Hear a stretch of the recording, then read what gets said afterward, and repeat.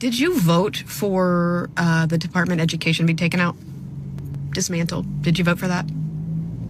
I'm just curious. I'm sure you wanted them to change things, but dismantling a department that helps your children and helps a lot of people.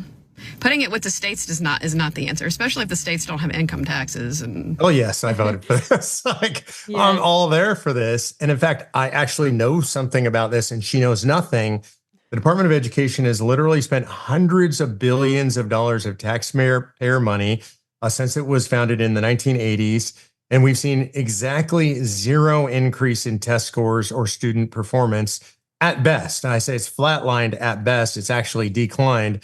And so the question is, in what arena could you spend hundreds of billions of dollars and not be punished for that, not be fired by that, not be shut down for that? It is a tiny percentage of what funds schools that comes out of the Department of Education. The vast majority of the Department of Education budget goes to student loans at the college level.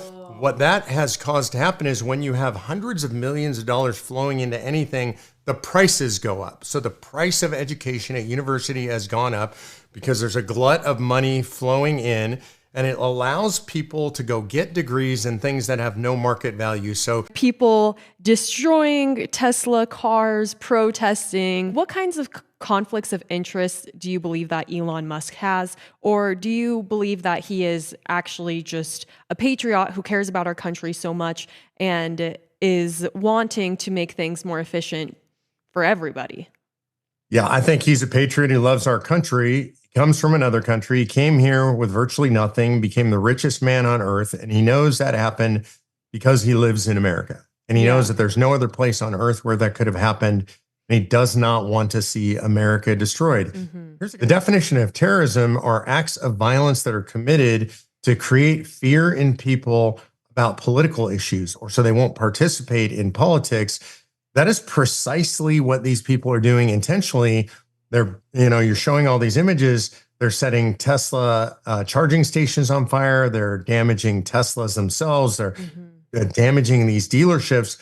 These people should be, and President Trump has said that they will be, charged with domestic terrorism. I saw recently on a Reddit subthread a parent saying, hey, my daughter got caught up in one of these and she vandalized somebody's Tesla at a dealership. And the parents were lamenting, like, what do we do? Most of the advice was get a good lawyer because your daughter's going to jail for a long time. And because she's committed domestic terrorism, she's probably going to go to prison. She's definitely going to lose any scholarship she would have. She's going to be a convicted felon. She's going to have a hard time getting a job. Goodness. And that's the way it should be. We should be able to have political discourse, even aggressive, loud, violent, verbally discourse, but not this, not destruction of property, not shutting down cities, not being violent, not threatening other people.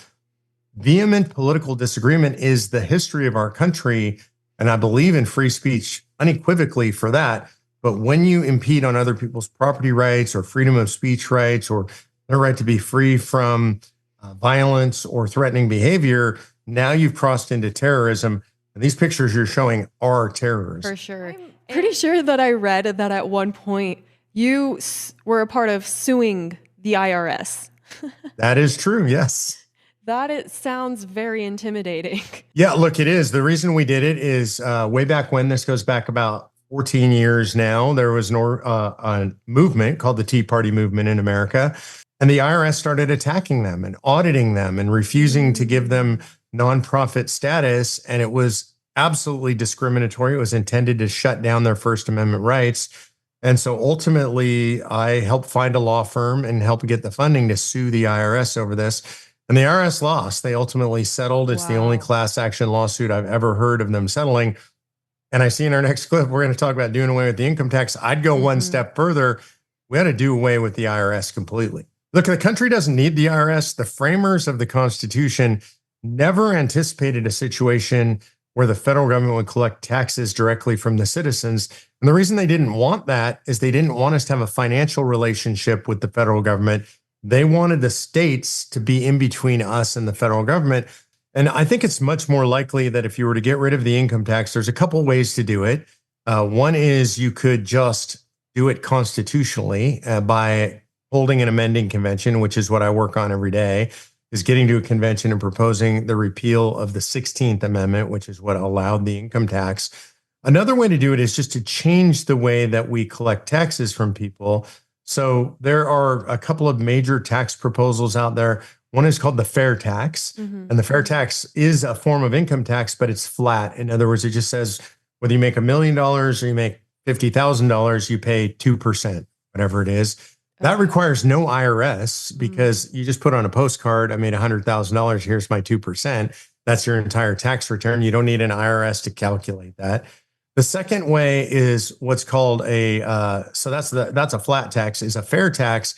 And a fair tax is a consumption tax. And what a consumption tax means is instead of having an income tax, you would have higher taxes on everything you bought, higher sales taxes. There would be a federal sales tax on everything. And one of the reasons that seems more fair to a lot of people is wealthy people would pay a much higher portion of those taxes because they spend more money. So you could decide if you go out and buy a used car for $20,000, you pay tax on that. If you go out and buy a Ferrari, buy it for $250,000, you're going to pay a lot more tax on that. It kind of creates a graduated income tax based on how much money people make and then how much they spend.